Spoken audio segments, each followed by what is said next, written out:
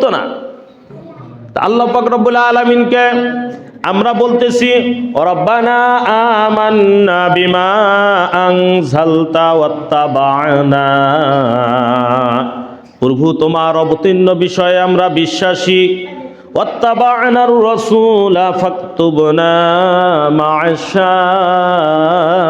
শাহিদিন, করি রাসূলের অনুসরণ, আমাদের তাই সাক্ষ্যদাতাদের সঙ্গে শামিল করো।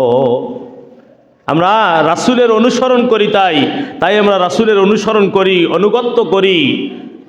আমাদেরকে কি করো? সাক্ষ্যদাতাদের, সাক্ষীদাতাদের, যে ব্যক্তিগুলো কিয়ামতের দিন যাদেরকে আপনি সাক্ষ্যদাতা হিসাবে কবুল করবেন, তাদের সাথে আমাদেরকে শামিল করো, তাদের সাথে আমাদেরকে শামিল করো।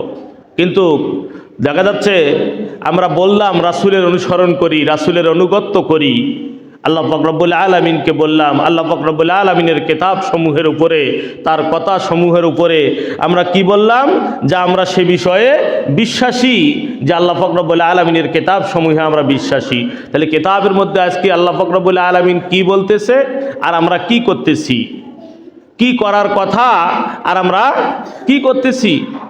দেখেন আজকে তাকাইয়া আমরা আল্লাহ পাক রব্বুল আলামিনের হুকুম সঠিকভাবে আদায় করতে পারতেছি না, এক নম্বরে। দ্বিতীয় নম্বরে রাসূলের সুন্নত অনুযায়ী রাসূলের যে অনুসরণ, যে অনুগত্য যে আমরা করব, অনুসরণ যে আমরা করব, সে অনুসরণও আমরা সঠিকভাবে করতে পারতেছি না। কেন? এর মধ্যে আজকে আমাদের দুনিয়াবি অনুসরণ বেশি হয়ে গেছে, দুনিয়াবি মহাব্বত আমাদের অন্তরের ভিতরে, দুনিয়াবি ভালোবাসা আমাদের বেশি হয়ে গেছে। এই বেশি হয়ে যাওয়ার কারণে আজকে আমরা বলতেছি যে আল্লাহ তোমার অবতীর্ণ কোরআনের উপরে আমরা বিশ্বাসী, তোমার অবতীর্ণ কোরআনের উপরে, তোমার অবতীর্ণ কথার উপরে আমরা বিশ্বাসী, বিশ্বাস করি বা বিশ্বাস করতেছি। এই কথা আমরা আল্লাহ পাক রব্বুল আলামিনকে বলতেছি। তারপরে কি বলতেছি? ওয়াত্তাবা'নার রাসূলা ফাকতুবনা মা'আশ শাহিদিন, যে রাসূলের উপরে, রাসূলের অনুসরণ করি, আমাদের তাই সাক্ষ্যদাতাদের সাথে শামিল করো, সাক্ষ্যদাতাদের সাথে শামিল করার কথা বলা হয়েছে। তাহলে রাসূলের সুন্নত, রাসূলের অনুসরণ যদি আমরা যদি করতে যাই ভাই, তাহলে আমাদেরকে কি করতে হবে? রাসূলের সুন্নত অনুযায়ী আমাদেরকে জীবন বাস্তবায়ন করতে হবে। রাসূলের সুন্নত অনুযায়ী যদি আমরা যদি জীবন বাস্তবায়ন করতে পারি, তাহলে বলা হয়েছে যে কিয়ামতের দিন রাসূল আমাদের জন্য সাক্ষী হবে। বলেন সুবহানাল্লাহ। এই রাসূলের সুন্নত অনুযায়ী, রাসূলের অনুসরণ করতে গেলে আমাদের জীবনটাকে কিভাবে সাজাতে হবে, কিভাবে গঠন করতে হবে, এজন্য আল্লাহ পাক রব্বুল আলামিন পক্ষান্তরে সুন্দর করে আমাদের দুনিয়ার জিন্দেগি কাটানোর জন্য, দুনিয়ার জীবনটাকে সাজানোর জন্য আল্লাহ পাক রব্বুল আলামিন তার পবিত্র কালামের মধ্যে এবং রাসূলের হাদিসের মধ্যে সমস্ত কিছু সাজিয়ে দিয়েছেন। বলেন ঠিক না বেঠিক? সমস্ত কিছু সাজিয়ে দিয়েছেন। যেমন এই যে আমরা দুনিয়াতে চলার জন্য, ফেরার জন্য বর্তমানে কি করতেছি? আল্লাহ পাক রব্বুল আলামিনের দেওয়া জমিন, এই জমিনের মধ্যে আমরা আবাদ করতেছি, এই জমিনের মধ্যে আমরা আবাদ করতেছি, এই জমিনের মধ্যে আমরা ক্ষেত লাগাইতেছি, এই জমিন থেকে আমরা ফসল উৎপন্ন করতেছি। এই উৎপন্ন যে আমরা করতেছি, এই জমিনের মধ্যে ফসল লাগাইলাম আমরা, কিন্তু আসলে ওই ফসলের ফল দেওয়ার মালিককে? ফল দেওয়ার মালিক কিন্তু আল্লাহ। কিন্তু আমরা ফসল লাগাইয়া গ্যারান্টি দিতে পারবো না যে এই ফসলের মধ্যে ফল হবে, এরকম গ্যারান্টি আমরা কেউ দিতে পারবো না। কিন্তু আল্লাহ পাক রব্বুল আলামিন বলে যে বান্দারে, আমার জমিনের মধ্যে শুধু তুমি ফসল লাগাইলে, আর আমি আল্লাহ পাক রব্বুল আলামিন সেটাকে কি করলাম? সেখান থেকে আমি আল্লাহ পাক রব্বুল আলামিন ফল দিলাম। এই যে ফল যে আল্লাহ পাক রব্বুল আলামিন দিলেন, দেওয়ার পরেই আল্লাহ পাক রব্বুল আলামিন বলতেছে আমি ফল দিলাম ঠিকই, কিন্তু ফলটা তুমি ভক্ষণ করবে, খাবে, দাবে, এটা নিয়ে চলবে, এটা নিয়ে জীবন বাস্তবায়ন করবে। তো এটার জন্য আমি কিছু সিস্টেম কিন্তু আমি আল্লাহ পাক রব্বুল আলামিন দিছি। এই সিস্টেমটা তোমাকে অবলম্বন করতে হবে। যেমন আল্লাহ পাক রব্বুল আলামিন পবিত্র কোরআনের মধ্যে বলে, অমিম্মা আখরাজনাকুম মিনাল আরদ, আল্লাহ পাক রব্বুল আলামিন বলে আমার দেওয়া জমিনের মধ্যে তোমরা যে ফসল ফলাইতেছো, এই যে ফসল ফলাইলে এই ফসল তোমাদেরকে দেওয়া, যে তোমাদের এই হালাল উপার্জন থেকে, হালাল ফসল থেকে তোমাদেরকে যাকাত দিতে হবে। কি দিতে হবে? যাকাত দিতে হবে। আল্লাহ পাক রব্বুল আলামিন যে ফসলের মধ্যে আমার ফল দিল, এই ফল যে আমরা এবার খাবো, এই ফল যে নিয়ে আমরা এবার ব্যবহার করব, এটার জন্য দেখেন ব্যবহার করার সময় আল্লাহ পাক রব্বুল আলামিনের সিস্টেম, আল্লাহ পাক রব্বুল আলামিনের হুকুম, আল্লাহ পাক রব্বুল আলামিনের আদেশ। কিন্তু দেখা যাচ্ছে আমরা ভাই কি করি, এই ফসল পাওয়ার পরে আমরা দুনিয়াতে যখন আমরা ফসল পাইতেছি, টাকা পাইতেছি, অর্থ পাইতেছি, পাওয়ার পরে আল্লাহ পাক রব্বুল আলামিনের হুকুম, আদেশ, রাসূলের সুন্নত সমস্ত কিছু ভুলে যাইতেছি, সমস্ত কিছু ভুলে যাইতেছি। আল্লাহ পাক রব্বুল আলামিন আবারও বলে সূরা আনআম আয়াত 141, আল্লাহ পাক রব্বুল আলামিন বলে ওয়া আতু হাক্কাহু ইয়াউমা হাসাদ। তোমাদেরকে যে ফসল আমি জমিনের মধ্যে ফলাইলাম, ফসল যে দিলাম, এই ফসল যেদিন তুমি কাটবে, এই ফসল কেটে যদি তুমি বাড়ির মধ্যে নিয়ে যাও, ফসল মারার সঙ্গে সঙ্গে আগে তোমাকে যাকাত দিতে হবে। কি করতে হবে? কার হুকুম? কার হুকুম? আল্লাহর হুকুম। তাহলে বোঝা যাচ্ছে যে এটা আমার উপর ফরজ, এটা আমার উপরে ফরজ। কিন্তু দেখা যাচ্ছে এই ফরজ কাজটা করার আগে আমি আমার ফরজটাকেই সারানোর আগে ব্যস্ত। কি বলেন, ঠিক না? ঠিক, আমার ফরজটাকেই সারানো নিয়ে ব্যস্ত আমি। এই যে জমিনের মধ্যে যে আমরা ধান লাগাইলাম, এখান থেকে আল্লাহ পাক রব্বুল আলামিন যে ধান দিল, এই জমিন থেকে যে আল্লাহ পাক রব্বুল আলামিন এত সুন্দর ফল দিল, ফুল দিল আপনাকে আমাকে, তাহলে এখানে আল্লাহ পাক রব্বুল আলামিনের হুকুম আছে কি আছে না? আল্লাহ পাক রব্বুল আলামিনের হুকুম আছে, রাসূলের সুন্নত আছে কি আছে না?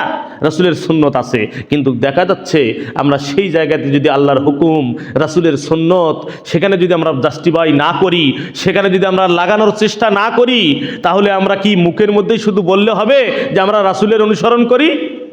না, শুধু মুখের মধ্যে বললেই হবে না। যখন আমরা কাজ করব, কাজে যখন বাস্তবায়ন করব, কাজে যখন টিকলি বোঝা যাবে যে না, এই যে কথা প্রথমেই বললাম, যে কাজ আমি করি, এই কাজ কোনো ব্যক্তি যদি বলে এই ব্যক্তিটা ওই কাজকে ভালোবাসে না, অন্য মানুষ এমনিতেই বলবে যে না, তুমি কি পাগল হইছো? ও যদি কাজকে ভালো না বাসতো তাহলে কি ও কাজ সে করতো?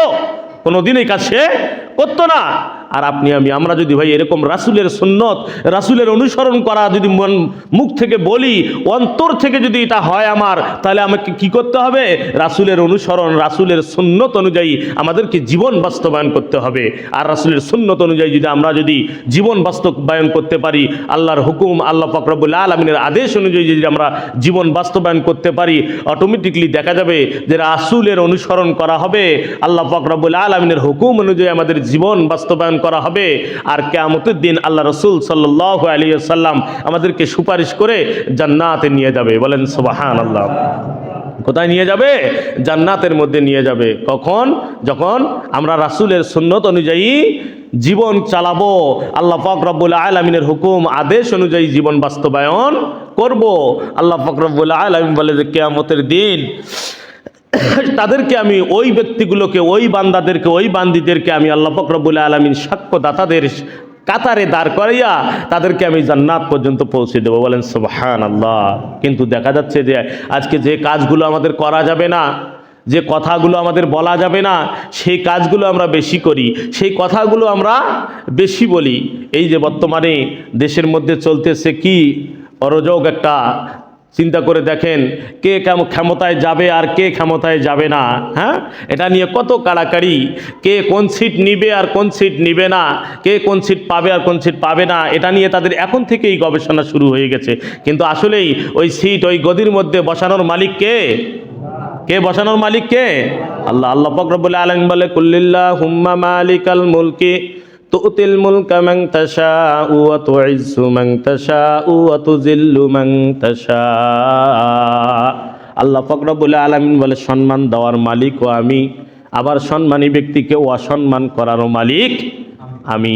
তুমি যতই চেষ্টা করো না কেন, তুমি যত কিছুই তোমার হোক না কেন, তোমার যত টাকা হোক না কেন, যত পয়সা হোক না কেন, যত সন্তানাদি হোক না কেন, তুমি যত বংশবুনিয়াদ তোমার থাক না কেন, তোমাকে যদি সবাই ঘেরাও করে রাখে, তোমাকে যদি সম্মান সবাই মিলে একই সাথে দিতে চায়, কিন্তু আল্লাহ পাক রব্বুল আলামিন যদি তোমাকে সম্মানই না করে, তুমি অটোমেটিকলি অসম্মানী হয়ে যাবে। বলেন ঠিক না ঠিক?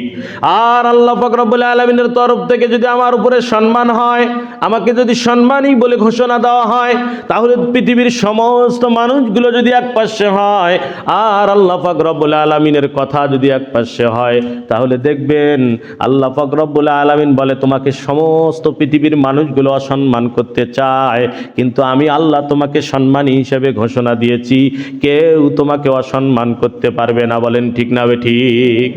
কেউ তোমাকে অসম্মান করতে পারবে না। আর এই জিনিসটা দেখতে আমাদের চোখের সামনেই আমরা দেখলাম, অনেক ব্যক্তি আমরা বলি হায় রে আল্লাহ পাক রব্বুল আলামিন যে কবরে নেয়, কবরে নিয়ে যাওয়া যে হিসাব নিকাশ করে, কবরে নিয়ে যাওয়া যে অনেক কিছু করবে, এটা আমাদেরকে দেখায় না কেন? আরে দেখায় না কেন? ওটার চাইতে আরো বড় জিনিস আমাদেরকে দেখাইতেছে। এই যে বিগততে সরকার আমাদের কাছ থেকে বিদায় নিয়ে গেল, বলেন তো এই যে সরকার একটা মনে করেন যে সংসদ তিনি তৈরি করেই ফেলছিলেন, কি তিনি নিজেই একটা সংসদ তৈরি করে ফেলছিলেন। যত আওয়ামী লীগ আছে, লীগপন্থী যত আছে, সমস্তগুলো তার পক্ষপাতী। বলেন ঠিক না ঠিক? সমস্ত লীগ তার পক্ষপাতী, সেনাবাহিনী তার পক্ষপাতী, র্যাব বাহিনী তার পক্ষপাতী, যত বাহিনী আছে সমস্ত বাহিনীগুলো তার পক্ষপাতী হয়ে গিয়েছিল। তাহলে এত বাহিনী, এত অস্ত্র, এত কিছু, এত বন্ধু বান্ধব আপনজন, এত টাকা পয়সা, বিল্ডিং, এত কিছু থাকার পরেও সামান্য অস্ত্র কিছু যুবক ছেলেদের আন্দোলনের মধ্যে তাকিয়ে দেখেন তিনি বাংলাদেশে থাকতে পারলেন না, অন্য দেশে পালিয়ে যাইতে হলো। বলেন ঠিক না ঠিক? এটা দেখে আমাদেরকে শিক্ষা গ্রহণ করার দরকার যে একজন সরকার এত বড় ক্ষমতাশালী হওয়ার পরে, এত টাকার মালিক হওয়ার পরেও, এত অস্ত্রের মালিক হওয়ার পরেও, এত বন্ধু বান্ধব, এত কিছু তার চারিদিকে ঘিরাও করে রাখার পরেও সামান্য নিরস্ত্র কিছু যুবকের ধাক্কাতে তেনাকে যদি দেশ ছাড়া হতে হয়, অসম্মানী হতে হয়, তাহলে আল্লাহ পাক রব্বুল আলামিন আমাদেরকেও অসম্মান করতে সময় লাগবে না। বলেন ঠিক না ঠিক? যদি আমরা আল্লাহর হুকুম অনুযায়ী আমাদের জীবন বাস্তবায়ন না করি। আজকে আমরা জমিন থেকে ফসল ফলাইলাম, এই ফসল ফলাইয়া বাড়ির মধ্যে নিয়ে গেলাম, বাড়ির মধ্যে নিয়ে যাওয়ার পরে নিজের গোডাউনের মধ্যে সমস্ত কিছু রাখিয়ে দিলাম, বস্তা করে নিজের মতো রাখে দিলাম, মনে করলাম যে এখানে আল্লাহর হুকুম আছে, এখানে রাসূলের সুন্নত আছে, এই জিনিসটাকে সিস্টেম অনুযায়ী আমাকে ব্যবহার করতে হবে। সেই সিস্টেমটা বাড়িতে নিয়ে যাওয়ার পরে আমরা ভুলে যাই। কি ওই 100 মন, 200 মন, 500 মন, 1000 মন ধান মনে করছো যে তোমাকে সুস্থ রাখবে? ওই 1000 মন ধান মনে করছো যে তোমাকে কি করবে? তোমাকে এই 500 মন ধান তোমাকে সুস্থ রাখতে পারবে? এই 500 মন ধান তোমাকে ভালো রাখতে পারবে না। ভালো রাখার মালিক কে? এই জন্য বললেন সম্মান দেওয়ার মালিক, আবার অসম্মান করারও মালিক আল্লাহ। আল্লাহ পাক রব্বুল আলামিন পারে। তাহলে এই যে ফসল আমরা ফলাইলাম, এই যে দুইজন মনে করেন যে আমরা বছরে 2 বার যে জমিনের মধ্যে আমরা ফসল ফলাই, এই ফসল তাহলে আল্লাহ পাক রব্বুল আলামিনের হুকুম আদেশ কোরআন অনুযায়ী যদি আমরা জাস্টিফাই করতে যাই, তাহলে আমরা কি পেলাম? যে ফসল আমরা হালাল ফসল যে জমিন থেকে ফলাইতেছি, এই ফসল থেকে আল্লাহ পাক রব্বুল আলামিন বলে কি ওয়া মিম্মা আখরাজনা লাকুম মিনাল আরদ, যে তোমরা এই হালাল ফসল থেকে তোমরা কি করো? যাকাত প্রদান করো। কি প্রদান করো? যাকাত প্রদান করো। যাকাত প্রদান করার কথা বলা হয়েছে। এবং এবার পরেক্ষণে আয়াতের মধ্যে আল্লাহ পাক রব্বুল আলামিন সূরা আনআমের আয়াত 141 নম্বর আয়াতের মধ্যে আল্লাহ পাক রব্বুল আলামিন বলে ওয়া আতু হাক্কাহু ইয়াউমা হাসাদ। আল্লাহ পাক রব্বুল আলামিন বলতেছে যে তোমরা যেদিন ফসল কেটে বাড়িতে নিয়ে যাবে, বাড়িতে যেদিন নিয়ে যাবে, এটা মারার সঙ্গে সঙ্গে আগে তোমরা সেখান থেকে যাকাত দাও। সেখান থেকে কি দাও? যাকাত দাও। তাহলে এখান থেকে আমাকে যে যাকাত দিতে হবে, যদি এই যাকাতটা আমাকে কীরকম দিতে হবে, কেমন দিতে হবে, এই জমিন থেকে যে আমরা ধান পাওয়া হয়, এই ধানটা থেকে আমাদেরকে যাকাত প্রদান করতে হবে। সেটা হচ্ছে যে যাকাতুল উশর, যেটাকে বলা হয়েছে কি যাকাতুল উশর। এবং এই যাকাতটা দুই প্রকার হয়। একটা হচ্ছে যে আল্লাহ পাক রব্বুল আলামিনের রহমতের বৃষ্টি দ্বারা, বৃষ্টির পানি দিয়ে আমরা যে জমিনের মধ্যে ধান ফলাই, এই ধানের মধ্যে একটা সিস্টেম দেওয়া হয়েছে। আবার যেটা আমরা নিজে টাকা ব্যয় করে খরচ করে বোরিং থেকে পানি উঠে অনেক টাকা পয়সা খরচ করে যেটা আমরা জমিন থেকে ধান ফলাই, এই ধানের মধ্যে মনে করেন যে সিস্টেম আলাদা দেওয়া হয়েছে। দুই প্রকারের সিস্টেম দেওয়া হয়েছে। আল্লাহ পাক রব্বুল আলামিন আমাদেরকে সেটা জানিয়ে দিয়েছেন যে এই ধান, এই ফসল যখন তুমি বাড়ির মধ্যে নিয়ে গেলে এখান থেকে তোমাকে কি করতে হবে? জাকাতুল ওশর দিতে হবে। এই জাকাতুল ওশরটা আমাদের কীরকম হবে? এই জাকাতুল ওশরটা আমরা কতটুক দেব? অনেকেই আমরা এই হিসাব করতে পারি না এবং বুঝি না। যদিও হিসাব করি তাহলে সেই পরিমাণ আমরা দিতে পারি না। চিন্তা করে দেখেন, আপনি 100 মণ 200 মণ ধান আপনি পেয়েছেন। এই 200 মণ ধান থেকে আপনি সামান্য 1 মণ ধান থেকে 2.5 কেজি 3 কেজি ধান একটু আমাকে দিতে হবে। এই 2.5-3 কেজি ধান দেওয়ার জন্য, না দেওয়ার কারণে আমরা এই 1 মণ ধানটাকে হারাম করে ফেলি। 1 মণ ধানটাকে আমরা কি করে ফেলি? হারাম করে ফেলতেছি। সেই ধানটাকে আমরা নষ্ট করে ফেলতেছি। ওই ধানের টাকা খেয়ে, ওই ধানের চাল খেয়ে আমার শরীরে যে রক্ত হইতেছে, এই রক্তটাও হবে জাহান্নামের খোরাক। কিসের খোরাক? জাহান্নামের খোরাক। কেননা হুকুম কার? কথা বলেন, হুকুম কার? আদেশটা কার? আল্লাহ পাক রব্বুল আলামিনের। আল্লাহ পাক রব্বুল আলামিন বলে, যখন তুমি জমিন থেকে ধান কেটে নিয়ে গেলে সেখান থেকে যে তোমাকে জাকাত দিতে হবে, জাকাতুল ওশর দিতে হবে। এই ওশরটা কেমন হবে? আল্লাহ রাসূল সাল্লাল্লাহু আলাইহি ওয়াসাল্লাম বলে যে কমপক্ষে 5 ওসাক। কমপক্ষে কি হবে? 5 ওসাক। আরবি ভাষায় ওসাকের কথা বলা হয়েছে। 5 ওসাক পরিমাণ দিতে হবে। 1 ওসাক সমান 60 সা। কয় সা? 60 সা হয়। এটাকে যদি আমরা সা, 1 সা সমান হচ্ছে 2 কেজি 400 গ্রাম হয়, 2 কেজি 500 গ্রাম হয়, এবং 2 কেজি 3 কেজি 300 গ্রাম পর্যন্ত বলা হয়েছে। তাহলে 5 ওসাক যদি আমরা হিসাব করি তাহলে এটা 5 ওসাকে আসে 17 মণ। কয় মণ? কথা বলেন সবাই, কয় মণ? 17 মণ আসে। 17 মণ। আবার হানাফি মাযহাবে আমাদের যেটা বলা হয়েছে, উলামাগণ যেটা করেছে সেটা বলা হয়েছে যে 25 মণ। কয় মণ? 25 মণ। এটা একটা সৌদি আরবের ওসাক হয়, ব্যবহার সা ব্যবহার হয়, আর একটা আছে ইরানের সা ব্যবহার হয়। এই 2 সায়ের মধ্যে এক সা বলা হয়েছে 17 মণ, আর এক সা বলা হয়েছে 25 মণ। যে এর ঊর্ধ্বে আপনাকে কতটুকু পরিমাণ, আপনি একেবারেই কম করেছেন, আপনি একেবারে গরিব মানুষ, অসহায় মানুষ, আপনাকে যে জাকাত দিতে হবে এটা আপনার উপরে হুকুম। আল্লাহর পাক রব্বুল আলামিন যে তোমার উপরে জুলুম করছে না।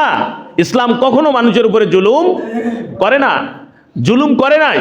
কিন্তু আমরা নিজেরাই জুলুমের মধ্যে পড়ে যাই। আমরা নিজেরাই জুলুমের মধ্যে পড়ে যাই, কারণ আমাদের কাজে কর্মে আমরা ভুল করার কারণে আমরা জুলুমের মধ্যে, অন্যায় অবিচারের মধ্যে পড়ে যাই। তাহলে এই যে কমপক্ষে 17 মণ অথবা 25 মণ, 25 মণের বেশি, মানে 25 মণের ঊর্ধ্বে ধান যার বাড়িতে হবে তাকে জাকাতুল ওশর দিতে হবে। কি করতে হবে? জাকাতুল ওশর দিতে হবে। কতটুক ধান? 25 মণ। কমপক্ষে কয় মণ? 25 মণ। কিন্তু 25 মণের নামাতে নিচে যদি কোনো ব্যক্তি যদি 10 মণ 12 মণ ধান দেখা যাচ্ছে পাইছেন, আপনাকে ওখান থেকে জাকাতুল ওশর দিতে হবে না। এটা আপনার খুশি অনুযায়ী যদি আপনি দান করেন, যদি আপনি দেন কাকে, সেটা হচ্ছে ভিন্ন ব্যাপার। কিন্তু 25 মণের ঊর্ধ্বে যখন আপনি পাবেন, এটা আপনাকে কেমন দিতে হবে? সিস্টেম কীরকম হবে? এই সিস্টেমটা হবে, আপনাকে যদি 100 মণ ধান পান, মনে আপনাকে 10% দিতে হবে। কয় পার্সেন্ট? কথা বলেন, কয় পার্সেন্ট? 10%। 10% মানে 100 এর মধ্যে 10 মণ। 100 মণের মধ্যে 10 মণ। এই 10 মণ আপনি হিসাব করতেছেন যে বাপরে 10 মণ ধান আমি দেবো, কিন্তু অনেক দেখতেছেন আপনি, কিন্তু আপনি এটা মনের মধ্যে ফেলান, বেশি নয়, আপনি মনের মধ্যে ফেলান। 1 মণ ধান 40 কেজি হয়। কয় কেজি হয়? 40 কেজি হয়। এই 40 কেজি থেকে আপনি কমপক্ষে 2.5 কেজি আলাদা করেন। কয় কেজি আলাদা করবেন? 2.5 কেজি আলাদা করেন। দেখবেন যে 100 মণের মধ্যে আপনার একখানে 10 মণ ধান পালা হয়ে গেছে। কয় কেজি করে? 2.5 কেজি করে। 2.5 কেজি অথবা 3 কেজি করে ধান যদি আপনি আলাদা করেন, এই ধানটা আলাদা করে আপনি একখানে রাখেন, অল্প অল্প করে রাখেন, দেখবেন তখন আর আপনার গায়ে লাগবে না। কিন্তু একেবারেই 100 মণ ধান একখানে করছেন, সেখান থেকে 10 মণ ধান আলাদা করে আপনি এটা গরিব মিসকিনকে দিবেন, মসজিদ মাদ্রাসার মধ্যে দিবেন, এটা আপনার গায়ের মধ্যে লাগবে। অথবা কষ্ট হবে, হায় রে এতগুলো ধান আমি দেব। কিন্তু আপনি যখন মনে মনে ধান যখন মাপতেছেন, এই ধান মাপলেই, এই জন্য বলা হয়েছে যখন তুমি ভাত সকালবেলা উঠে বাড়ির বিবি যদি ভাত রান্না করে, বিবিকে এই জন্য বলো, বিবি যখন তুমি ভাত রান্না করবে যতটুকুই করো, 1/2 কেজি চাল করো অথবা 3 পোয়া চাল করো, 1 কেজি চাল করো, সেখান থেকে কমপক্ষে 1 মুষ্টি চাল তুলে রাখো। কয় মুষ্টি চাল তুলে রাখো? 1 মুষ্টি চাল তুলে রাখো। এটা যদি তুমি মসজিদে দাও, মাদ্রাসায় দাও, এটা দেখা যাচ্ছে যে ভবিষ্যতে তোমার এটা তবিল। ভবিষ্যতের কি? তবিল। এটা তুমি পরকালের তবিলও মনে করতে পারো, আবার দুনিয়ার তবিলও মনে করতে পারো। দেখা যাচ্ছে এক সপ্তাহ থেকে এক মুঠটি করে 7 দিন যদি এক মুঠ করে 7 মুঠ চাউল একখানে করা যায়, কমপক্ষে হাফ কেজি চাউল হয়ে যায়। কি হাফ কেজি চাল হয়ে যায়। এটা যদি তুমি মসজিদে দাও তাহলে তোমার থেকে গেল, মাদ্রাসায় যদি দাও তাহলে তুমি থেকে গেল। যদি মসজিদ মাদ্রাসায় কোথাও দিলে না, এক সপ্তাহ পরে তুমি অভাবের মধ্যে বললে, অনার্ডারের মধ্যে বললে, এই হাফ কেজি চাল তুমি রান্না করে খাইতে পারবে। বলেন ঠিক না বেঠিক? তাহলে দুনিয়াতেও লাগলো, আবার যদি আমি মসজিদ মাদ্রাসায় দিয়ে রাখলাম, এটা আমার কিয়ামতের দিনেও আমার তবিল হয়ে গেল। কি বলেন ঠিক না বেঠিক? তাহলে এই যে ধান আমরা যে পাইলাম, জমিন থেকে উৎপন্ন করা ধান বাড়ির মধ্যে নিয়ে গেলাম, তাহলে ধান মারার পরেই, বাড়ির মধ্যে নিয়ে যাওয়ার পরে আল্লাহ পাক রব্বুল আলামিন বলতেছে, ওয়া আতু হাক্কাহু ইয়াউমা হাসাদ, যে তোমরা কি করো, জমিনের ধান যখন বাড়ির মধ্যে নিয়ে যাবে, এই ধান মারার সঙ্গে সঙ্গে তোমরা সেখান থেকে যাকাত দাও। তাহলে যাকাতুল ওসর, যে বর্তমান যে হেউদ ধান আমরা বলি যেটাকে, এই ধান যে আমরা বাড়ির মধ্যে নিয়ে যাচ্ছি, তাহলে এই ধান আমাকে কি পরিমাণ যাকাত দিতে হবে? কি পরিমাণ যাকাত দিতে হবে? 100 মনের মধ্যে 10 মন। 100 মনের মধ্যে কয় মন? 10 মন। আর যদি 1 মন করে হিসাব করি তাহলে কয় কেজি? 2.5 কেজি। কয় কেজি? 2.5 কেজি করে আমরা এটা যদি আমরা দিতে পারি, এটা যদি আমরা দেই, আল্লাহ পাক রব্বুল আলামিন বলে, বান্দা, ও বান্দারে, আমি যে ধন তোমাদেরকে দিয়েছি, সম্পদ তোমাদেরকে দিয়েছি, আবার তোমাদেরকে হুকুম দিয়েছি যাকাত দেওয়ার জন্য। যদি কোনো ব্যক্তি আল্লাহর দেওয়া ধন সম্পদ থেকে যাকাত সঠিকভাবে আদায় করে, আল্লাহ পাক রব্বুল আলামিন বলে, ওই বান্দা, ওই বান্দির সম্পদের দায়িত্ব আমি আল্লাহ নিয়ে নেই। বলেন সুবহানাল্লাহ। বান্দা আমার 100 মন ধানের মধ্যে 10 মন ধান যখন গরিব মিসকিনের কাছে দিয়ে দেয়, আল্লাহ রাসূল সাল্লাল্লাহু আলাইহি ওয়াসাল্লাম বলে, আল্লাহ পাক রব্বুল আলামিনের কাছে যদি কোনো ব্যক্তি দুনিয়ায় থাকতে দান করে, দুনিয়ায় থাকা অবস্থায় আল্লাহ পাক রব্বুল আলামিন একটা দিয়ে দেয়, সেটা হচ্ছে 1-এর বিনিময়ে 10। বলেন সুবহানাল্লাহ। 1-এর বিনিময়ে 10। তাহলে যদি আপনি 1 কেজি ধান গরিব মিসকিনকে দিলেন, 10 কেজি দিলেন, 10 মন দিলেন, আল্লাহ পাক রব্বুল আলামিন ওই 10কে আবার বৃদ্ধি করে 10 সামনে আবার তোমার বাড়ির মধ্যে আনিয়ে দেওয়ার ব্যবস্থা করে দিবে। বলে আল্লাহু আকবার। এই দায়িত্ব কে নিয়ে নেবে? আল্লাহ পাক রব্বুল আলামিন নিয়ে নেবে। কিন্তু আমরা এই যে সামান্য একটু ভুলের কারণে, সিস্টেমটা সঠিকভাবে মেনটেন করতে না পারার কারণে দেখা যাচ্ছে আমার সেই জিনিসটাকে, পবিত্র জিনিসটাকে আমি হারাম করে ফেলি, পবিত্র জিনিসটাকে আমি নষ্ট করে ফেলি। ওই নষ্ট জিনিসটা আমার ভেতরে ঢোকার কারণে আমার ইমানগুলো দুর্বল হয়ে যায়, ইমানি কাজগুলো আমার দুর্বল হয়ে যায়। আল্লাহ পাক রব্বুল আলামিন তার সিস্টেম অনুযায়ী, সঠিক নিয়ম অনুযায়ী আমাদেরকে জীবন বাস্তবায়ন করার তৌফিক